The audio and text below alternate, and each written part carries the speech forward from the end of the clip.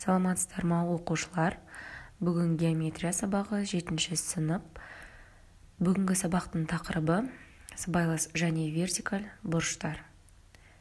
Бүгінгі сабақтың оқу мақсаты: сыбайлас және вертикаль бұрыштардың анықтамасын білу, сыбайлас және вертикаль бұрыштардың қасиеттерін дәлелдеу және қолдану.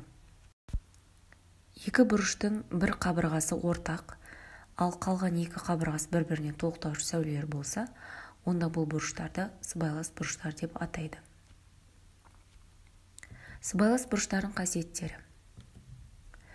Бірінші қасиет: сыбайлас бұрыштардың қосындысы 180 градусқа тең. Екінші қасиетіміз: тең бұрыштардың сыбайлас бұрыштары да тең болады. Үшінші қасиет: егер сыбайлас бұрыштар тең болса, онда әрбір бұрыш 90 градусқа тең болады.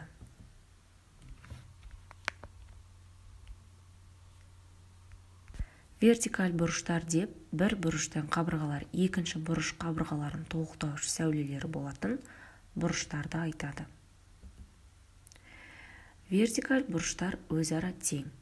Төменде көрсетілген сызбада АОБ және ДОС бұрыштары вертикаль және өзара тең.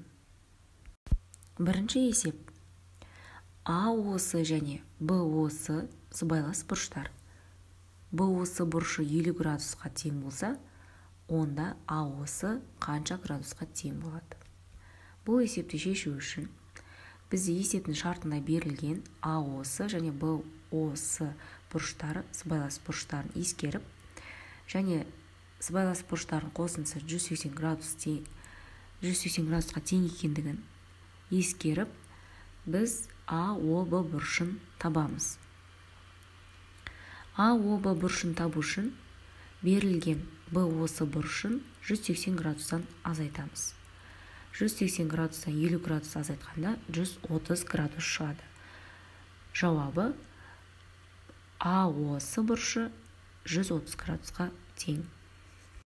Екінші есеп: біреуі екіншісінен 2 есе үлкен болатын сыбайлас бұрыштарды табыңдар. Яғни сызбада көрсетілген НЛК, КЛМ бұрыштарының градус өлшемін табуымыз қажет. Ол үшін біреуі екіншісінен 2 есе үлкен десе, демек кіші бұрышымызды X, 2 есе үлкен бұрышымызды 2X деп белгілейміз. Бізде сыбайлас бұрыштардың қосындысы 180 градусқа тең екендігін пайдаланып, 2X қосылған X тең 180 градусқа теңестіріп аламыз. Сәйкесінше X-дің мәнін табамыз. X бізде 60 градусқа тең болды. Яғни X деп белгілеп алған бұрышымыз KLM бұрышы 60 градусқа тең. Ал NLK бұрышы 2X, яғни 2 көбейтілген 60 градус, 120 градусқа тең. Келесі тапсырма: вертикаль бұрыштардың өзара тең екендігін ескере отырып, 60 градусқа сәйкес келетін вертикаль бұрыш, ол да 60 градусқа тең болады.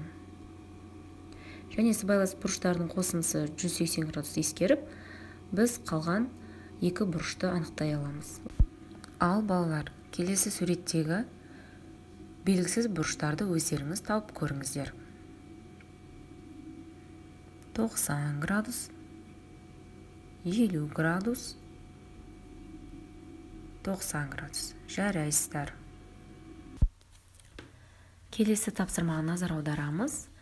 F нүктесінен SE түзуіне табаны D болатын перпендикуляр жүргізілген. H нүктесі CDF бұрышының ішкі аймағында орналасқан. CDH 63 градус 17 минут. Сәйкестендіруді орындаңыз. Бұрыш HDF ол бізде 26 градус 43 минут. FDCE перпендикуляр дұрыс. Бұрыш EDF қосылған FDH тең ол бізде 116 градус 43 минут. Бұрыш DEF 180 градусқа тең. EDF бұрышы 90 градусқа тең. HDCE перпендикуляр дұрыс емес. Бүгінгі сыбайлас және вертикаль бұрыштар тақырыбы бойынша сабақ аяқталды. Назарларыңызға рахмет.